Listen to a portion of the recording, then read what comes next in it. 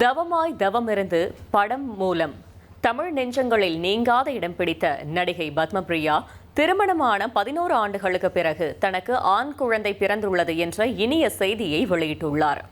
இயக்குனர் சேரனின் தவமாய் தவமிருந்து, பொக்கிஷம் மற்றும் மிருகம் உள்ளிட்ட பல திரைப்படங்களில் நடித்து பிரபலமானவர் நடிகை பத்மபிரியா. கடந்த 2014ஆம் ஆண்டு ஜாஸ்மின் ஷா என்பவரை திருமணம் செய்து கொண்டார்.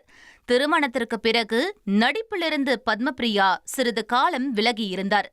இந்நிலையில் இந்த தம்பதியருக்கு 11 ஆண்டுகளுக்கு பிறகு ஆண் குழந்தை ஒன்று பிறந்துள்ளது. இதுகுறித்து எந்த செய்தியையும் பத்மபிரியா பகிராமல் இருந்து வந்த நிலையில் தற்போது தனது மகனின் முதல் பிறந்தநாள் அன்று தனது இன்ஸ்டாகிராம் பக்கத்தில் மகனை உலகிற்கு அறிமுகப்படுத்தியுள்ளார்.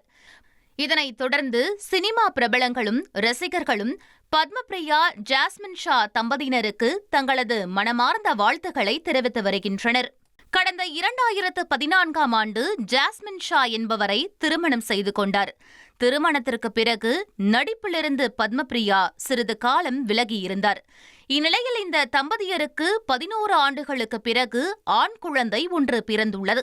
இதுகுறித்து எந்த செய்தியையும் பத்மபிரியா பகிராமல் இருந்து வந்த நிலையில் தற்போது தனது மகனின் முதல் பிறந்தநாள் அன்று தனது இன்ஸ்டாகிராம் பக்கத்தில் மகனை உலகிற்கு அறிமுகப்படுத்தியுள்ளார்.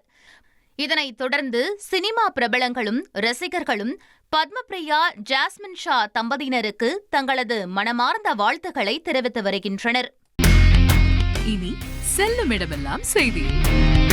தந்தி டிவியின் வாட்ஸ்அப் சேனலை ஃபாலோ பண்ணினா செல்ல இருக்கும் இடமெல்லாம் செய்தி.